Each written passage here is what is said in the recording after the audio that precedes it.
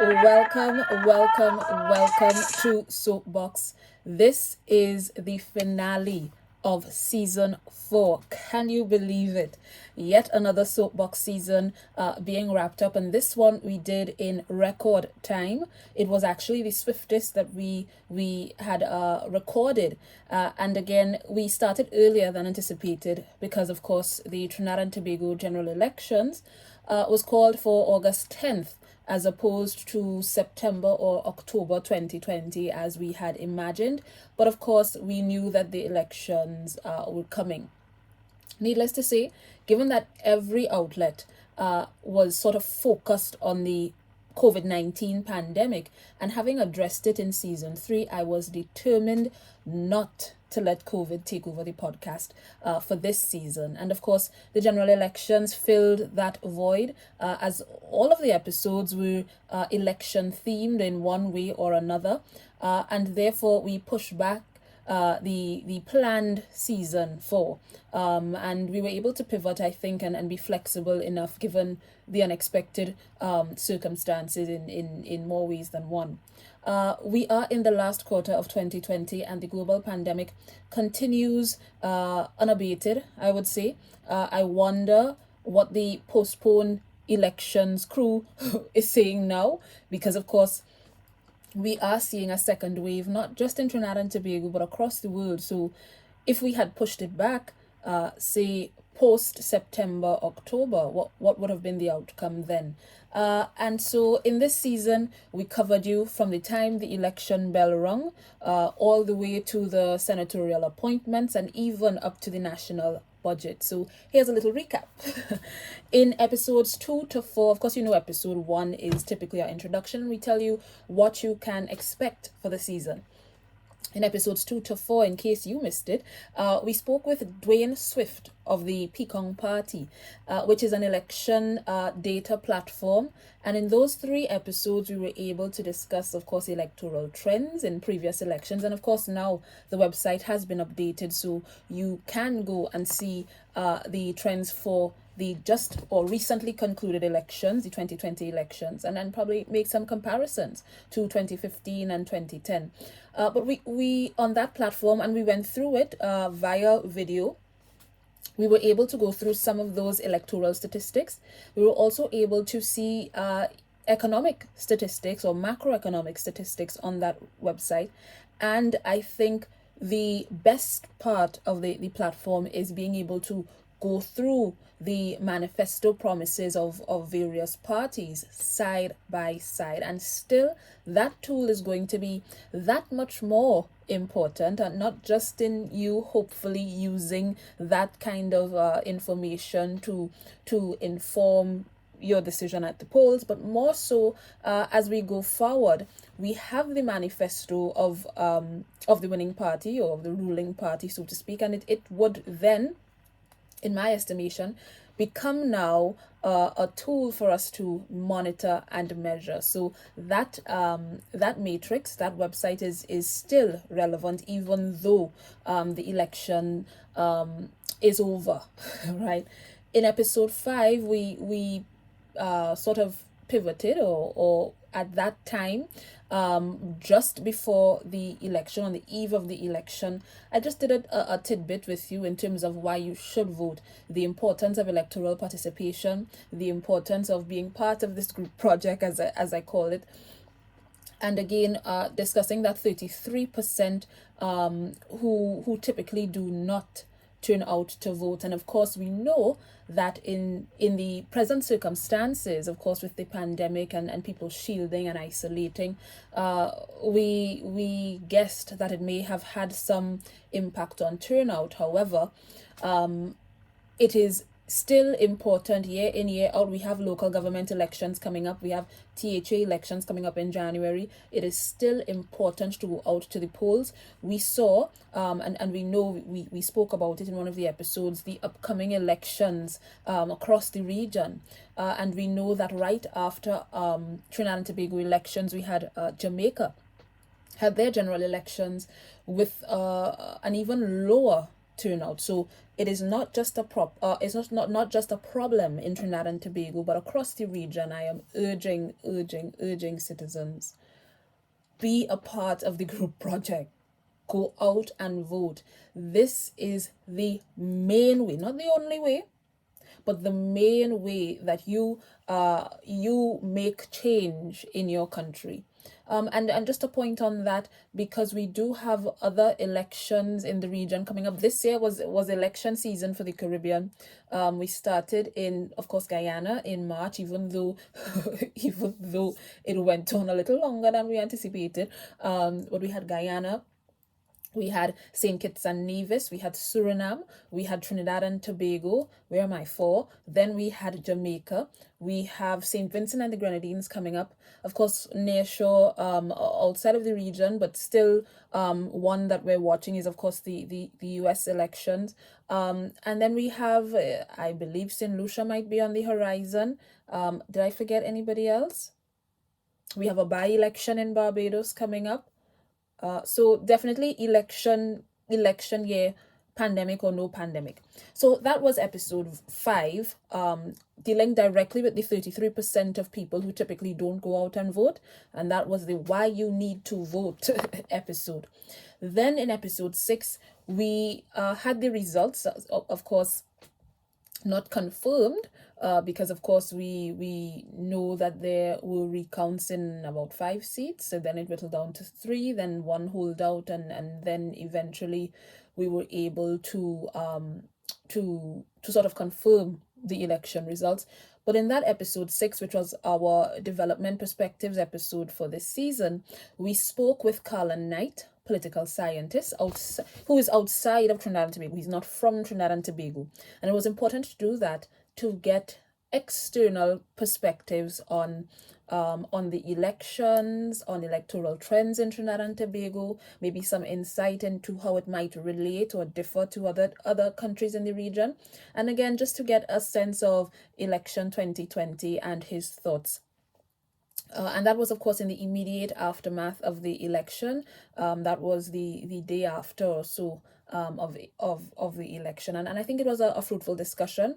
We went into maybe a little bit of theory and a little bit of practice, and so a good episode nonetheless, and good perspectives. It's always interesting to see how people outside of your context view it, and what new information, what new insights they can bring to it.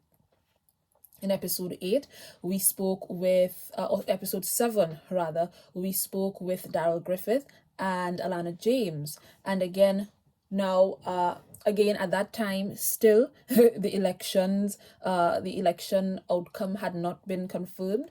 As you would recall, the election took place on 10th of August, and it was not until 19th of August did we have the swearings in of the cabinet, and so I think it wasn't till about the 16th or 17th or maybe even the 18th did we actually have the EBC being able to confirm the results of the election, and that is because of the recounts. Nonetheless, in episode 7 and 8 we recapped in episode 7 we recapped that election from the campaigns to the polls, and sort of analyzed the what would you call it? We analyzed the strategies, the campaign strategies that the various parties used, how and whether they engaged youth, how they engaged with traditional media, with new media, what they did in lieu of the pandemic in terms of, despite the social distancing,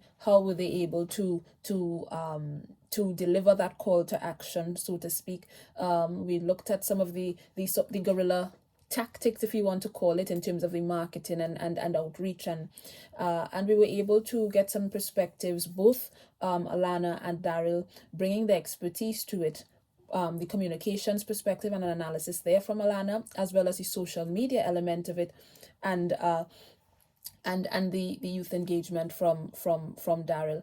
And then by episode 8, finally, the election results finally having been settled, of course, it made way for the appointments to the Senate and the announcement of the cabinet.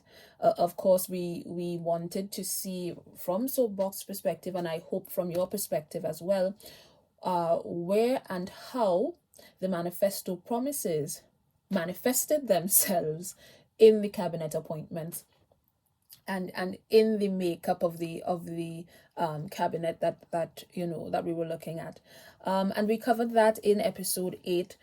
We saw, of course, the return of Dr. Amory Brown, who was serving as this country's ambassador to Brazil, Chile, and I think one other country, one other territory.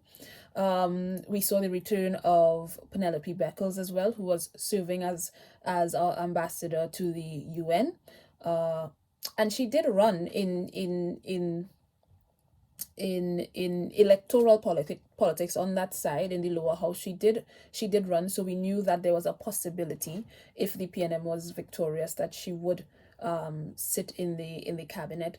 We saw the return of a number of ministers, in fact, and again in that episode I expressed the hope that that means continuity, but that the new blood would also give us some fresh ideas as well.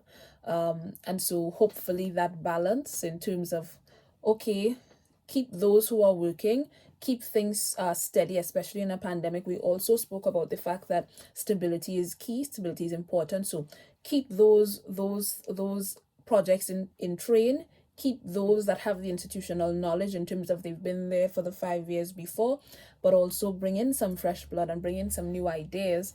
We saw as well a number of I wouldn't say first time politicians, but first time candidates making their way into the cabinet. And so again, it can either go well or not, and our hope is always that it goes well. And so far so good, in terms of no major scandals, and no bad reports just yet.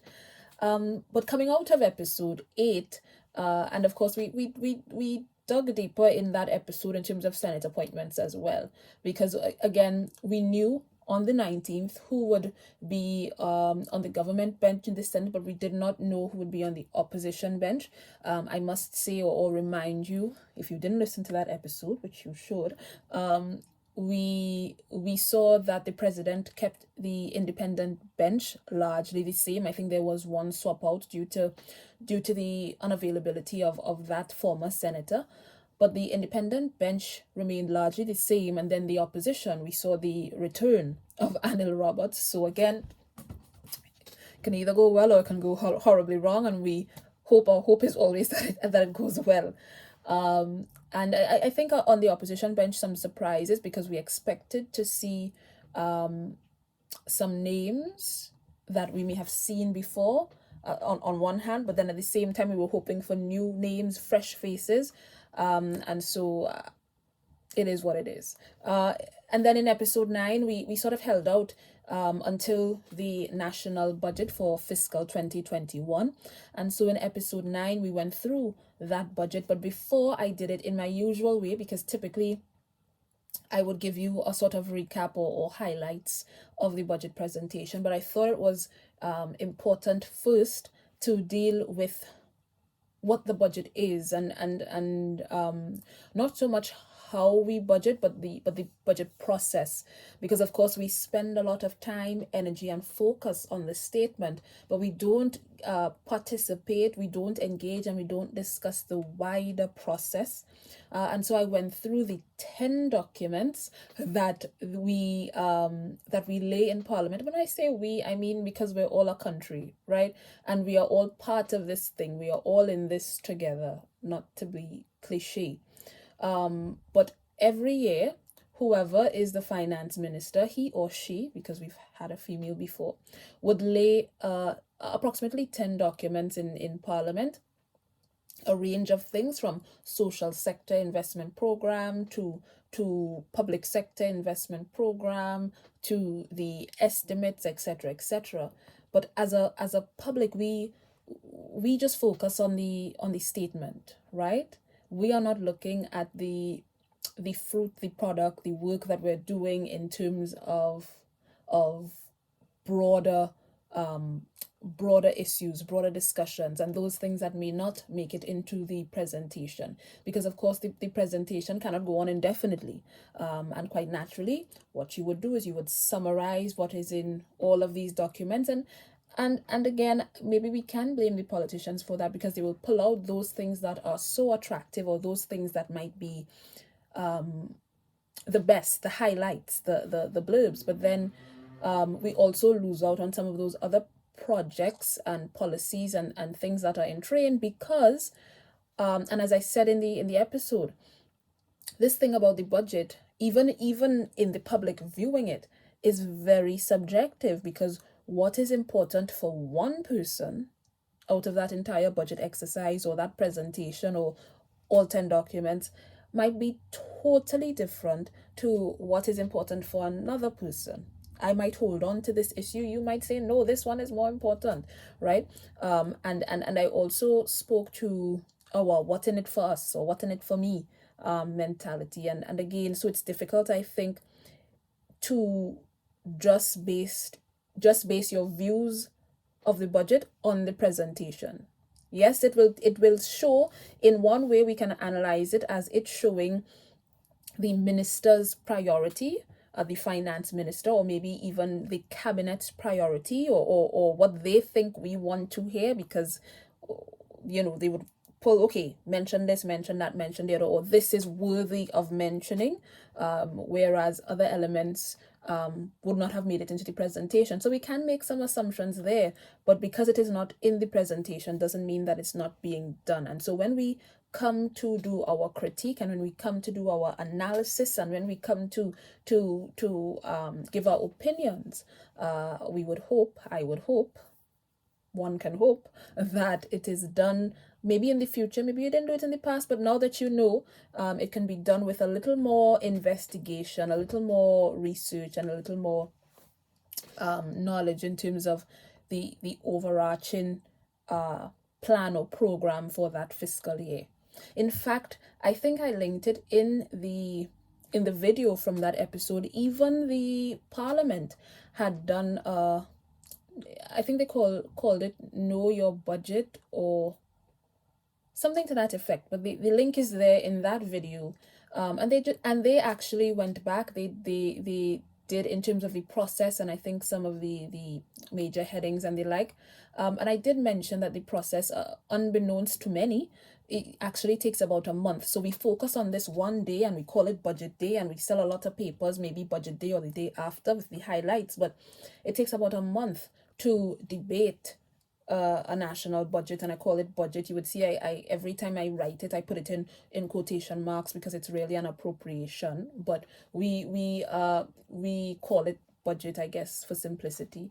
And so we focus on budget day, but then it's really budget month, right? And so how much of budget month are you participating in? And when we go through, again, saying when the parliament or the standing finance committee goes, and indeed the public, so when we sit and we watch the parliament go through line by line, and when we hear the questions from the opposition, and when we hear on the government side the responses, it is up to us to pay attention to those things. So you listen to the statement, okay, but then you didn't listen to the stand. And again, I'm not saying that you have to, but I'm saying when you comment, be mindful of the fact that if you did not go through all of these things, then you may not have the complete picture. That's all I'm saying. I'm not giving you homework. I'm just saying. But back to my point, when we listen, when we go through the line by line budget items, or the estimates for revenue and expenditure, that is equally as important as whatever the Minister of Finance would stand and say for his 2 or 3 hours. Or that is equally as important as what the opposition leader would stand and say for her equal 2 or 3 hours. When the ministries go, not the line by line, but when the Senate debates the budget, or even when the House debates the budget, and you go back and forth between government MPs and opposition MPs and that kind of thing, that is important. And I did recap as well, as I customarily do, the response of the opposition leader, because again, a useful question there coming from her. Again, some forgetfulness on her part as well, but I guess you gotta take the good with the bad. So we did that in episode 9, and then of course here we are in episode 10 at le finale. And it has been, I think, a good season. I think the pandemic also made, and I think I spoke about that in the last episode as well. The pandemic has definitely shown or allowed citizens, as well as, or in citizens in particular young people, it has allowed us to be a little more in tune, a little more open, or a little more, what would you call it, take notice of current events and current affairs and even politics in a different way, in a different way than we would have had done in 2010 or 2015. Of course, we have those who are first-time voters, yes, but again, I think the pandemic, being home, being isolated, not being distracted as much, I guess you can say, I think a lot of young people, even as first-time voters, even as second, third-time voters, to focus a little more on current events and political affairs and politics. And again, why I went through that kind of discussion in the budget episode is because we want to discuss, right? We want to be asked to discuss. We want to share our views, right? We want to participate, but we have to be responsible enough to do so with an informed perspective. Yeah, and I think the onus is on us to overcome that hurdle. I call it a hurdle because I think sometimes we do ourselves a disservice when we say, yes, we want to be there, and we want to talk, and we want to share opinion, and we want to lead, and we want to tell you what to do or tell you our perspectives. You deserve that. Yes. But you have a duty in doing that to be informed. Because the moment you ain't come good, then it's going to be problems or trouble, and reflects poorly on our entire generation. And so I think it is important to be informed. And if you don't know what you don't know, ask somebody. I don't know if that makes sense, but I'm just saying, be mindful and be cognizant of the fact that opinions are great, but you should try to do some kind of background research or something. And I'm saying that because I'm going to be frank with you.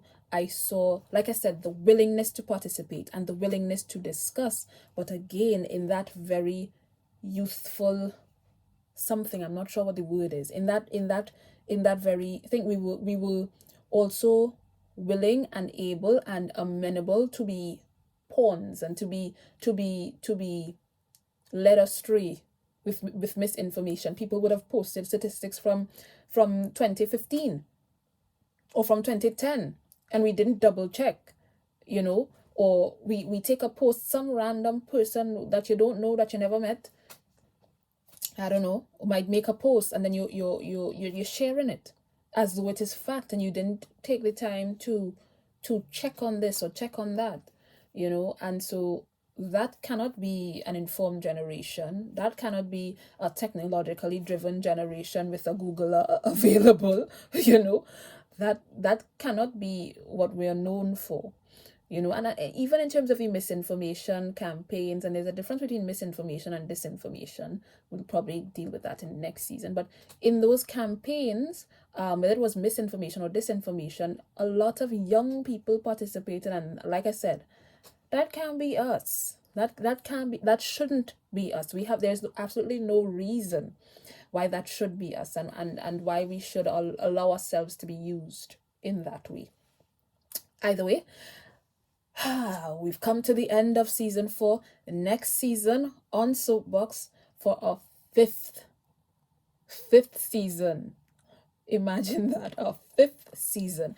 We're going to spend some time dispelling myths and dealing with this whole issue of public knowledge, a term that I have come to question a lot this year. And we'll begin, of course, with the long-awaited energy sector episodes. I know you've heard so much about the energy sector episodes. They do exist. They will be delivered in the next season, hook or crook. I think that's the first order of business. After the introductory episode, we're gonna go straight into those energy sector episodes, and I hope that they build up. The anticipation is worth it. But in the same vein, the same way we take a systematic look at, or an in-depth, what is the word? Or we take a systematic look at the energy sector, and then we drill down into really basic inquiries and explanations. I think we're going to do the same thing for other topics and other themes or areas of our existence, our society, our country, our region, and our world. So if you have a question that you'd like to know the answer to, if there is an area that you want more information on, and again in the context of current affairs, politics, legal, the law, I don't know, foreign policy, anything, development, any aspect, education. We're going to get into some of these things that we assume everybody knows, but not everybody knows. Yeah. Right, so if you have any questions, if you have any areas or any suggestions, any things that you want to know, or that you think, okay, we need to break this down a little further, like what we did with the energy sector, let me know. You can always send a comment on whatever platform you're listening or viewing on. You can send an email, that works as well. You can send a message on Facebook, that works too. And of course, in the meantime, stay tuned to these platforms. Again, Facebook, YouTube, SoundCloud, iTunes, Google Podcasts. Did I forget one? I don't think so. And stay tuned, because the spin-off of our podcast, SOCA or Die, is going to launch its 2nd season soon. And we are also going to be launching our social media platforms.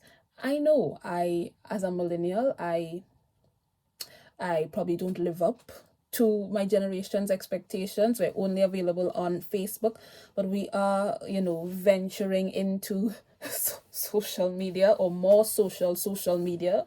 I don't know, or more hip social media. But we're gonna be getting into that soon. And thanks to a number of people who helped to make it work. And so we're going to do that before we launch SOCA or Die. A plug there for SOCA or Die. But definitely tune into season 2 of SOCA or Die. And then, of course, when we launch season 5 of Soapbox, you will be the first to know. Thank you so much for sticking with us this season, and of course for the last 4 seasons, our loyal listeners and those who joined us this season, and of course now our viewers, because we tried something new this season. If you're seeing me, thank you. As I always say, the little engine that could. And I hope you will be with us next season, both for SOCA or Die season 2 and for season 5 of Soapbox. And I think it's become somewhat of the norm for me to give a little word at the end of every season. And because doing this podcasting, it is not my main job, it is not my day job, and so it does take some time, effort, energy, and definitely some love to put it all together. And And sometimes the experience of doing this, as well as doing this while doing other things, and life in general, at the end of a season, it's always almost a kind of not a defining moment, but definitely something that I pay attention to in order to complete something. We're quick to start, but completion is what matters. We need to take that thing, progress, and getting to the end. So, I always like to reflect at the end of a season. This season, my word for you guys, or what I will tell you guys, is it's okay to not be okay. All right. We are all in a global pandemic. Yes. But how it has affected each of us, and how each of us would navigate through it is all going to be different, right? There is no standard or set way to go through a pandemic. So all you can do is take it day by day, and don't let anybody make you feel not okay for being not okay. Right?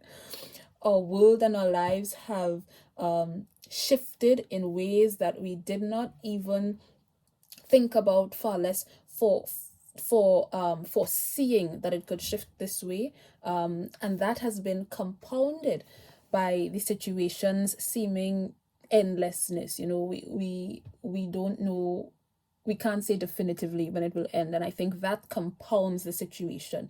If we knew, and I mean, at the beginning of the pandemic, we were all sort of in a wait and see mode, but I think even in the fear, or even in the panic, we were still very much uh with a positive outlook, I would say, because we were thinking, oh yeah, this will last maybe 3 months, maybe 6 months at most. By September we'll be out of it.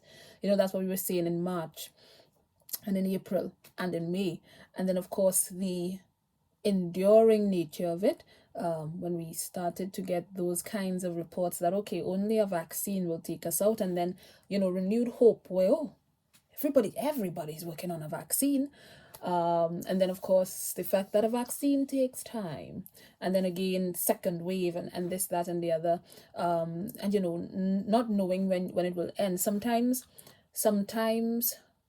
the struggle is made easier because we know it's for a time, and in a month, or at the end of the year, it will end. But the pandemic, of course, like I said, seeming endlessness, and so that uncertainty is certainly causing me some anxiety, and I know for others it might be the same. So I just wanted to say again, even with the podcast, yes, it was a swift season, but again, at times I had to take a breath, or even though I would have wanted to do a live discussion, the day of the election, I knew that my mind, my body, my spirit, couldn't manage it. Or even with the budget episodes, things like that. You have to be delicate with yourself. Yeah, in a time like this, it's okay to have good days, to have productive days, to have days where you could conquer the world, and it is okay to have bad days, or what people would say would be bad days, where, look, today is not the day for for everything that's happening in the world, for all the noise. I've realized as well that I've taken a number of breaks from social media this year too. I think the pandemic, plus the elections, both in Trinidad and Tobago and in the United States, plus Black Lives Matter movement, I had to take some distance from the social media. And again, that's okay, right? If you really need to talk to me, you could have picked up the phone and call. So we have to protect our space, and take time to ourselves, and of course ensure that our mental health is just as secured as our physical health. Although we are social distancing at this time, take some time as well for human interaction. So I think it's a balance. Take time to yourself, and to regroup, and to withdraw, but also don't forget, or don't discount the importance of human interaction, lest we forget our humanity. And as I close, remember, you could be fit, you could be young, you could be strong, and COVID-19 could still knock you down. So until we meet again, get on your soapbox, but wash your hands and social distance first.